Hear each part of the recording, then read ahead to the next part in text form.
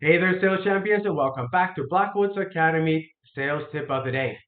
Look, today we're going to be taking on a topic that separates the good salespeople from the truly great. It's turning a one-time buyer into a long-term client. A lot of sales reps focus way too much on the initial sale, but the truth of the matter is, it's cheaper, it's easier, and far, far more profitable to retain an existing customer than acquiring new one all the time. Plus, long-term clients mean steady revenue, referrals, and the kind of trust that makes business a joy instead of a grind. Like when you're always trying to find new clients, it becomes a grind. You always got to fill the pipeline again, and you always start at zero. But by keeping a client as a reoccurring one, it takes off that pressure of performance, so you can do even more and better. So it helps performance, if anything. So let's dive into how you can nurture a relationship, add some value, and turn those first time buyers into lifelong partners. Look, when we're looking at retention over acquisition, let's start with the numbers. It costs about 5 to 10 times more to acquire a new customer than to retain an existing one. And a returning customer spends 67% more than a new one. And it's easy to see why. They've already gained, you've already gained their trust. They know your product. They like to buy from you. They're not, they don't have that loss aversion of if I spend the money, am I going to get my value? You've already proven that. So retention isn't just a nice to have, it's a necessity for long-term growth. And when you think about retention, it's not just about keeping the customer, it's about building a relationship that evolves over time. And if you move to a new company, or if he moves to a new company, you already have a customer there or a champion that is willing to go to bat for your product, for your service. So take that mindset. Every new customer isn't a one-time sale. It's a beginning of a partnership and a long one. And why this matters psychologically? Well, look, humans are wired to seek familiarity. Once a customer feels comfortable with you, they're less likely to explore other options. And familiarity breeds trust, and trust breeds loyalty. I used to sell B2B like mobile phones. I used to sell hundreds of thousands of them at a time. I had loyal customers there, and it made my life so much easier because every month I didn't have to go and hunt for every new sale. I had them already in the pipeline. I had them ready. And I used to take them out for lunch or dinners. Never spoke about business.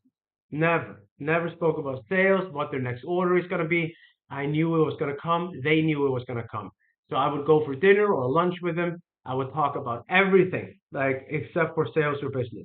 Like I would just talk about their last trip, what I was doing, how their family was, whatever else it was, and build up that rapport and relationship. And I knew that the next week I was going to get that order from them. Or in worst case, I send them a little email and go, hey, look, I need to get the order in so I can, source the phones for you. Can you let me know what you need? And it made my life so much easier. So, how do you build that relationship? Well, you can build them through follow-ups. Follow-ups are where relationships are nurtured. The sale might close with a handshake, but the loyalty begins with the follow-up. So, actionable steps for effective follow-ups: send a thank you note, a personalized email, or a handwritten card. Within 24 hours of the sale, leaves a lasting impression. Check in regularly. Don't just disappear after the deal is closed. Reach out periodically to see how the product is working, how the service is working for them. Do they need anything else? Do they need any help? Ask for feedback. Show that you care about their experience. Ask what's working. What is it? I just recently took a job as sales director for the Nordics, and I'm building up their business. The first week, all I did was call existing clients to hear what was going good, what was going bad, what could we do better, and they appreciate it. I just told them I'm the new sales director here. I wanna get to know this product and the business even better. I want to hear it from the guys and the people that are using it, and they loved it. They thought it was a great initiative. And you know what? It put us up top of mind. So then they need to use that service again. They're going to be more likely to call us again. So it's absolutely crucial. So a little bit of a pro tip: don't always make it about the sales. Like I said before, sometimes something simple as like, hey, I thought of you when I saw this article about your industry. Can do wonders. But it's also what I said. If you get to know them on a personal level, then you can ask about just, hey, how are things going? Are they progressing? Is the service? And if they just go, yeah, it's all good, no complaints here, we need no help, everything is working perfect, you can just go, oh, that's amazing. Oh, by the way, you told me you were going on that trip. How was that? Where did you guys go? And you get a little bit more of a personal touch. You don't just become one other sales rep or one other, provider or whatever it is. You become a friend. So the next thing, offer, consistent value post sale. This is where the secret sauce really comes in. Your job isn't done after the sale. It's just the beginning to build up that relationship. So ways to add post-sale value, provide updates, keep them informed about product updates, industry trends, new features. Like if there's a new feature or something new in the product, call them, tell them about it. They might have not seen the email. They might have not gotten the update. And it might be something that just is a game changer for them.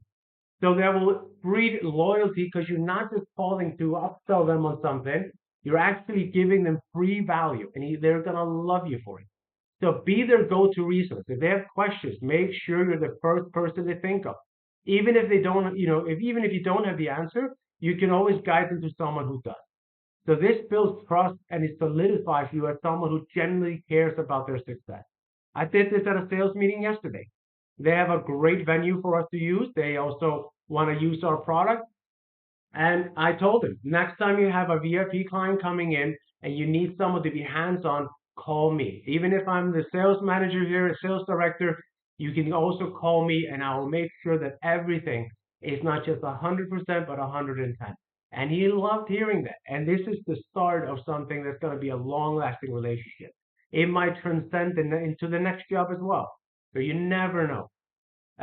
Look, it also breeds the options for upselling and cross-selling. So once a customer trusts you, upselling and cross-selling becomes much easier. But the key is to make it feel natural, not pushy. The psychology of upselling is simple.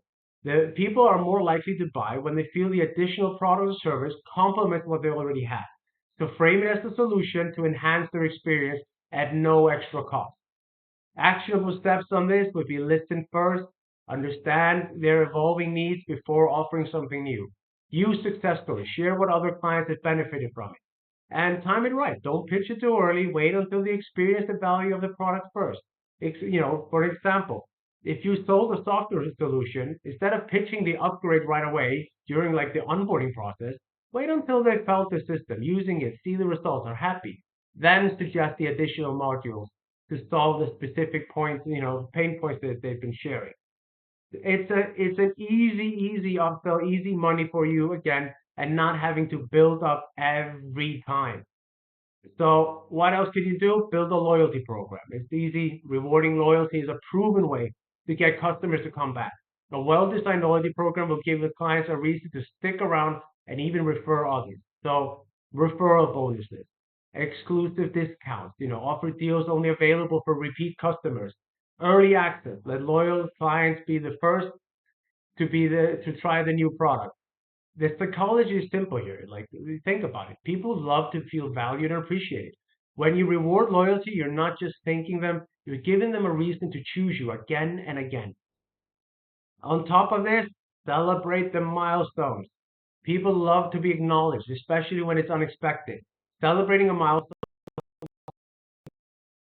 example with milestones would be, happy 1 year anniversary with us. Success stories, highlight how they achieved something using your product. Personal events, if appropriate, acknowledge a birthday, a major life event. You should know their birthdays. If they have a birthday, you should have sent them a birthday card. So look, on a final note on this, turning a one-time buyer into a long-term client is about more than just making a sale. It's about creating that relationship, that trust and that value, and a mutual success. So remember, your customers aren't the ones you chase. They're the ones you nurture. To start building that relationship today and watch your sales numbers grow and your job becomes infinitely more rewarding. Look, let's end this on the usual. If you found this video helpful, don't forget to hit the like button, subscribe for more sales.